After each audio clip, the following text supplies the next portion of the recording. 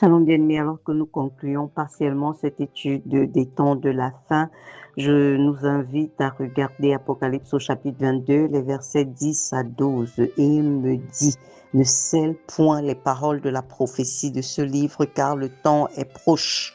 Que celui qui est injuste soit encore injuste, et que celui qui est souillé se souille encore davantage, et que le juste pratique encore la justice, que celui qui est saint se sanctifie encore. Voici, je viens bientôt et ma rétribution est avec moi pour rendre à chacun selon son œuvre. Alors nous sommes dans le dernier chapitre de la parole de Dieu et ici nous avons comme une injonction claire de la part de l'Éternel. C'est que si tu dis être dans la vérité, si tu as choisi de marcher dans la vérité, alors il est question pour toi de t'enraciner et de te fonder chaque jour davantage dans la vérité, parce que c'est pour cela effectivement que le Seigneur va te récompenser en fin de compte. Mais si effectivement tu es quelqu'un qui a choisi la voie du mal, alors vraiment travaille à vivre ton injustice, travaille à te réjouir des plaisirs que ça t'apporte, parce que ce sera ça ta seule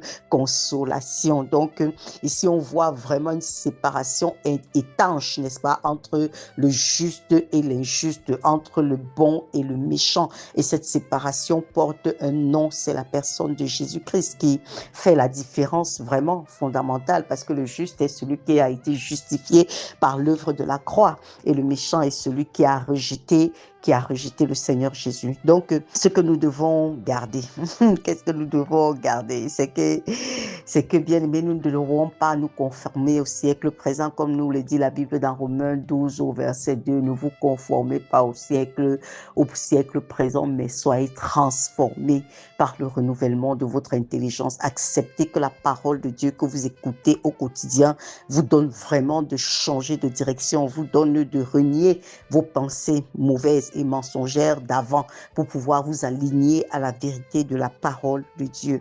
Malheureusement, aujourd'hui, on se rend compte que les chrétiens ils travaillent vraiment à se conformer au monde, à ne pas être pris comme des gens à part, à ne pas sembler différents, mais à tout faire pour ressembler de plus en plus au monde. Alors que pendant que le monde travaille à se perfectionner davantage dans ses mauvaises voies, c'est comme si l'Église travaille à ressembler davantage au monde. Mais ce n'est pas le conseil qui nous est donné ici. Le conseil qui nous est donné ici, c'est vraiment de pouvoir nous enraciner dans la vérité, dans l'intégrité, dans les valeurs de Christ, afin de ne pas être confondu. Il y a ce texte de Jérémie 24 au verset 3 où l'Éternel disait à Jérémie, qu'est-ce que tu vois?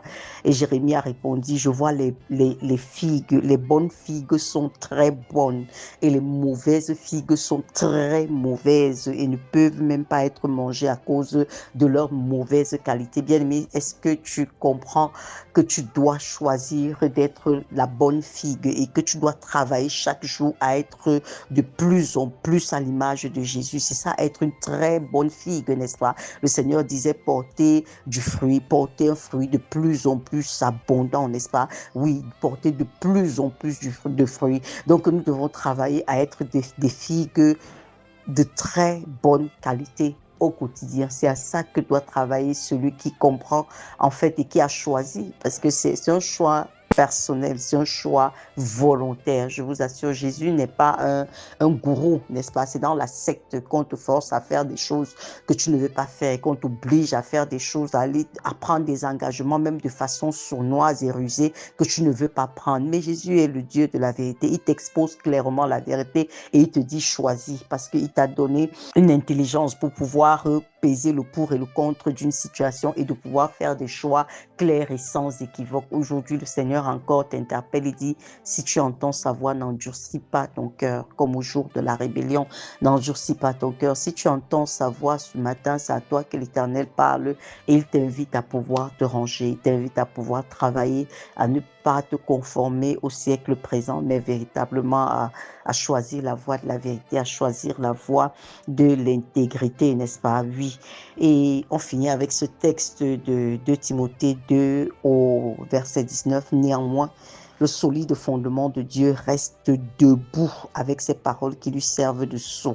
Le Seigneur connaît ce qui lui appartient et quiconque prononce le nom du Seigneur, qu'il s'éloigne de l'iniquité. Vous comprenez ça? Donc, la vérité de la parole de Dieu ne peut pas être compromise. C'est pour ça qu'il dit que le solide fondement de Dieu reste debout. Rien de ce que le monde peut faire pour se pervertir ne peut corrompre la vérité de la parole de Dieu. Donc, il ne faut pas chercher à la tordre. Il ne faut pas chercher à la biaiser. Il ne faut pas chercher véritablement à diminuer le standard de la parole de Dieu, mais il faut demeurer dans la vérité. Puisse l'Esprit de Dieu encore qui nous a conduits tout le long de la semaine à travailler sur ce thème, puisse véritablement nous éclairer, nous convaincre, n'est-ce pas? Nous convaincre de péché, de justice et de jugement. Shalom, bien-aimés.